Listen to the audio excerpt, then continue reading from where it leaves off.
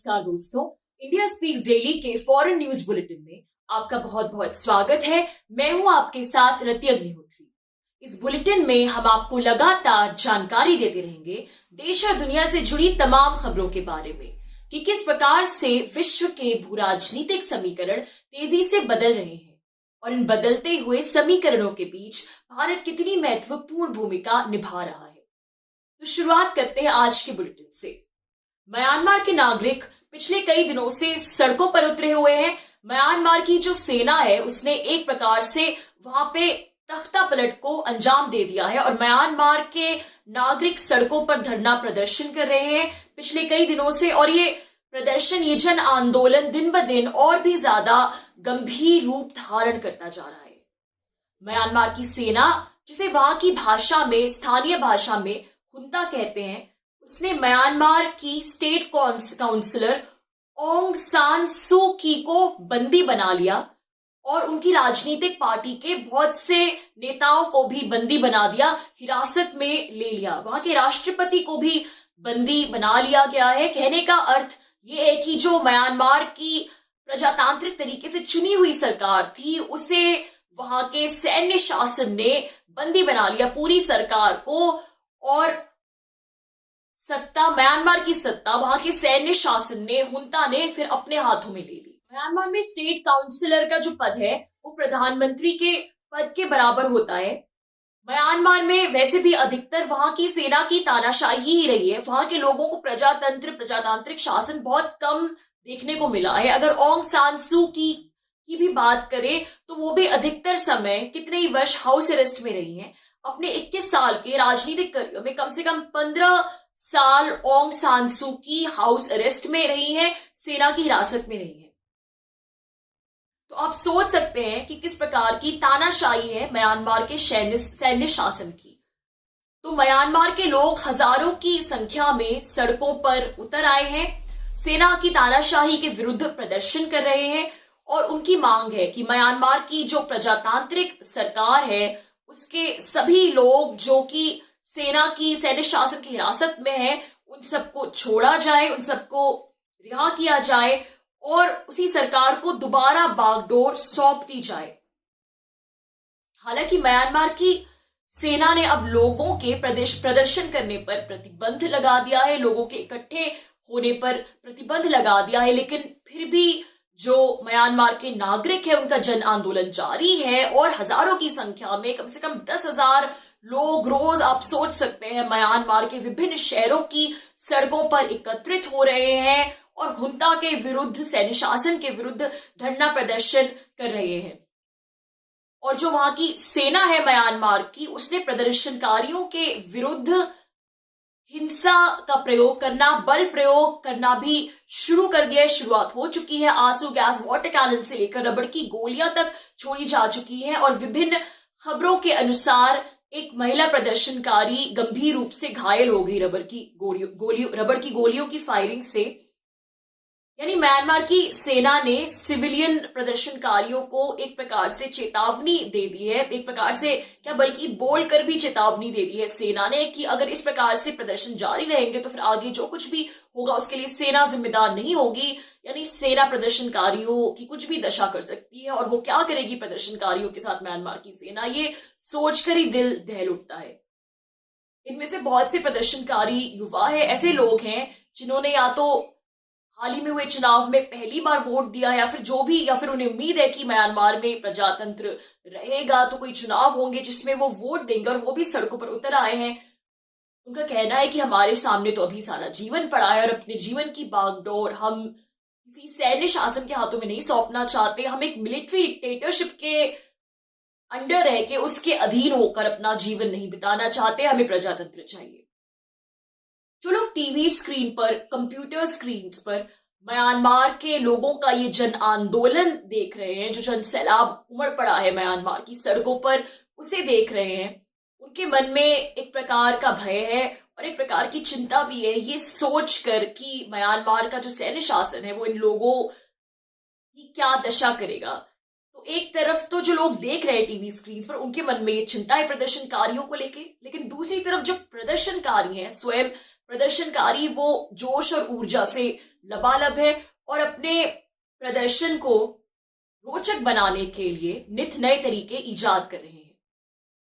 बहुत से प्रदर्शनकारी तरह तरह के कॉस्ट्यूम्स पहन के आ रहे हैं, तरह तरह के वेश धारण करके आ रहे हैं। पॉपुलर कल्चर से प्रेरित जो कॉस्ट्यूम्स है, कोई बैटमैन बन के आ रहा है सुपर हीरो, तो कोई स्पाइडरमैन बन के आ रहा है, और इसके अलावा बहुत से विभिन्न प्रकार के अलग अलग तरीके के कॉस्ट्यूम्स पहन के प्रदर्शनकारी आ रहे हैं, धरना प्रदर्शन करके अलग अलग प्रकार के वेश धारण कर रहे हैं।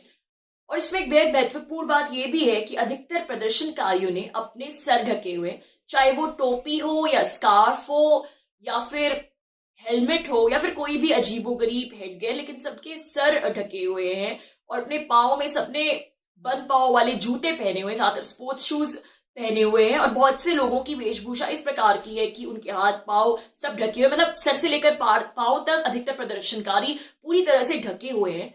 और इसके पीछे की जो बड़ी वजह है वो यह है कि प्रदर्शनकारियों को अब समझ में आ गया है कि जो म्यांमार की सेना है वो कभी भी उन पर बल प्रयोग कर सकती है, उन पर अत्यधिक हिंसा का प्रयोग हो सकता है। इसलिए अपने बचाव के लिए, अपनी सुरक्षा के लिए उन्होंने अपने आप को जितना संभव हो उतना ढका हुआ है। अधिकतर प्रदर्शनकारियों ने मास्क भी पहने हुए, और जहां तक स्वांग रचने की बात है तो उसके पीछे की एक वजह यह भी हो सकती है कि कई प्रदर्शनकारियों को डर है कि कहीं उनकी पहचान के बारे में सेना को ना पता लग जाए, क्योंकि इसमें से कई लोग जो प्रोटेस्ट करने आए, इनमें से कई लोग जो है सरकारी नौकरियां भी करते हैं, तो वो एक प्रकार से डरे भी हुए हैं और अपनी पहचान छुपा रहे हैं। उधर म्यांमार की सेना ने वहां की प्रजातांत्रिक सरकार पर अपना प्रहार और भी तेज कर दिया है। सेना ने ऑंग सान सू की पार्टी के यांगून ऑफिस में छापा मारा और पूरे ऑफिस को नष्ट कर डाला, तहस नहस कर डाला। और अब इस पूरे घटनाक्रम पर अंतर्राष्ट्रीय प्रतिक्रियाएं भी आनी शुरू हो गई हैं कि ये जो कुछ भी म्यांमार में हो रहा है, जिस प्रकार से वहां की सेना ने एक प्रजातांत्रिक सरकार को बंदी बना लिया है, वो एक प्रकार से प्रजातंत्र के मुंह पर एक तमाचा है कि रातों रात एक पूरी प्रजातांत्रिक सरकार जो म्यांमार में चल रही थी उसे हटा दिया गया और उससे जुड़े सभी लोगों को बंदी बना लिया गया। हालांकि सेना का कहना है कि वो ये सिर्फ 1 साल के लिए कर रही है, क्योंकि उसे लगा कि म्यांमार की सरकार प्रजातंत्र को संभाल नहीं पा रही है और उसे लगा कि चुनाव ठीक प्रकार से नहीं हुए थे, उनमें फ्रॉड हुआ था, धांधलेबाजी हुई थी, इसलिए उसने कदम उठाए। 1 साल बाद वो इन सभी लोगों को, जिनको भी उसने बंदी बना रखा है, छोड़ देगी और म्यांमार में फिर नए सिरे से चुनाव होंगे। अब सच्चाई क्या है, म्यांमार के लोगों को यह भली भांति पता है, क्योंकि इससे पहले भी सेना ने 2 बार इस प्रकार से तख्ता पलट किया और दोनों बार जो सैन्य शासन की तानाशाही है वो वर्षों तक चली है म्यांमार में। चुनाव की बात तो दूर दूर तक आप भूल जाइए। और इसीलिए म्यांमार के लोगों ने प्रजातंत्र की जो हल्की सी झलक देखी है, भले ही झलक ही सही, लेकिन उनका अटूट विश्वास है, उनकी अटूट आस्था है प्रजातंत्र में, प्रजातंत्र के सिस्टम में, और अब इसी प्रजातंत्र को बचाने के लिए वो सड़कों पर उतर आए।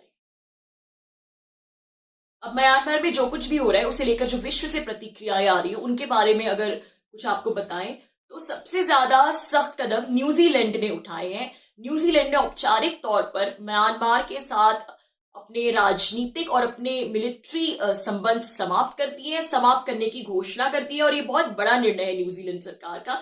और इस प्रकार से अगर और भी विकसित देश आगे बढ़कर ऐसे कदम उठाएंगे तो शायद म्यांमार के सैन्य शासन पर कुछ दबाव पड़े।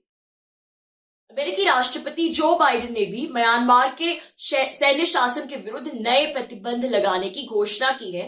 बाइडेन ने एक कार्यकारी आदेश जारी किया है जिसके अनुसार म्यांमार के जनरल अमेरिका में $1 अरब की संपत्ति का उपयोग नहीं कर पाएंगे। जो बाइडेन ने यह भी कहा कि सेना को सत्ता छोड़ देनी चाहिए और देश के लोगों की भावनाओं का सम्मान करना चाहिए। उधर संयुक्त राष्ट्र संघ ने भी म्यांमार तख्ता पलट के विरुद्ध प्रदर्शन कर रहे लोगों के खिलाफ जो सरकार ने कार्यवाही की है, जिस प्रकार से उन पर हिंसा प्रयोग होना शुरू हो गया है, उसकी निंदा की है।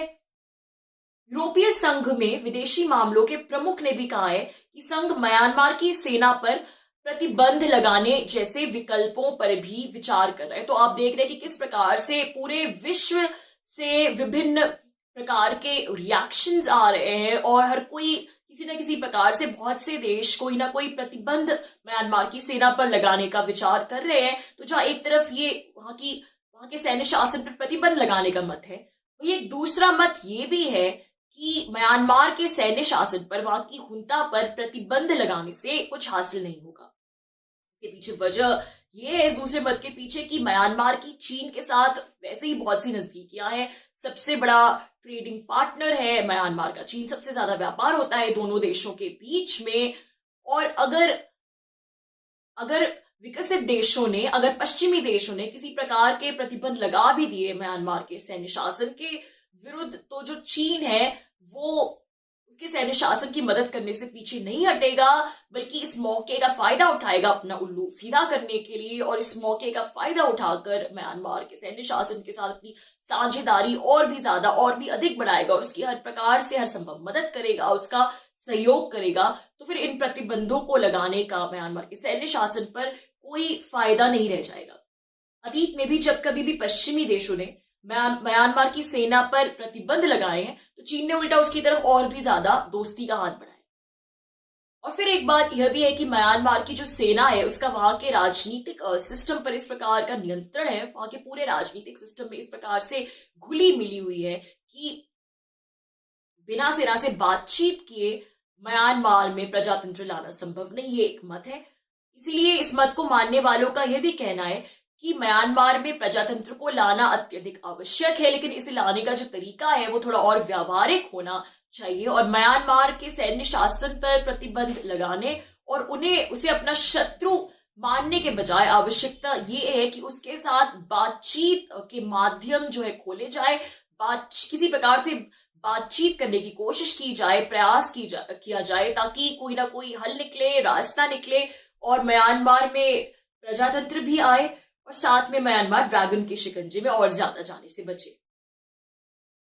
शायद भारत भी कुछ कुछ इसी मत को मानता है, इसलिए उसने म्यांमार के तख्ता पलट और वहां चल रहे जन आंदोलन को लेकर अभी तक कोई बहुत ज्यादा प्रतिक्रिया नहीं दी। हालांकि जब ये सब कुछ शुरू हुआ था, जब तख्ता पलट हुआ था, तो उसने भी एक बहुत ही डिप्लोमैटिक सा स्टेटमेंट भारत ने भी जरूर दिया था कि ये सब जो हो रहा है बहुत ही दुर्भाग्यपूर्ण हो रहा है, लेकिन उसने बहुत ही बिना किसी का नाम लिए बस एक स्टेटमेंट दिया था। और वहां की मिलिट्री, वहां की जो सेना है उसके विरुद्ध भारत ने कुछ भी नहीं कहा औपचारिक तौर पर अभी तक। तो अगर ऐतिहासिक तौर पर देखा जाए तो भी म्यांमार के सैन्य शासन के साथ भारत के संबंध ठीक ठाक रहे हैं। भारत ने इस बात का ध्यान रखा है कि दोनों देशों के बीच जो विभिन्न क्षेत्रों में साझेदारी है वो सही प्रकार से चलती रहे, और इसलिए भारत ने कभी भी वहां के सैन्य शासन के खिलाफ कोई बहुत ही रैडिकल कदम नहीं उठाया, और इसीलिए उसने म्यांमार की मिलिट्री के साथ व्यावहारिक संबंध बनाए रखे हैं, जो वो अभी भी करने की कोशिश कर रहा है। हालांकि अब इस प्रकार के हालात में जब उस पड़ोसी देश में एक प्रजातांत्रिक सरकार के नेताओं को बंदी बना लिया गया है, तख्ता पलट हो गया है, और वहां हजारों लोग, दसों हजारों लोग सड़कों पर रोज प्रदर्शन कर रहे हैं, ऐसे हालात में भारत का चुप रहना कब तक संभव है, ये अपने आप में एक सवाल है। और फिर चाहे कितनी भी व्यावहारिकता अपना ली जाए, एक मिलिट्री डिक्टेटरशिप को इस बात के लिए मनाना, समझाना बुझाना कि वो एक देश में बिना किसी रोक टोक के प्रजातांत्रिक सरकार चलाने दे, क्या यह संभव है, ये भी एक बहुत बड़ा सवाल है अपने आप में। तो दोस्तों, आज के बस इतना ही। बहुत जल्दी आपसे फिर मुलाकात होगी कुछ नई खबरों के साथ। तब तक के लिए अनुमति दीजिए। नमस्कार।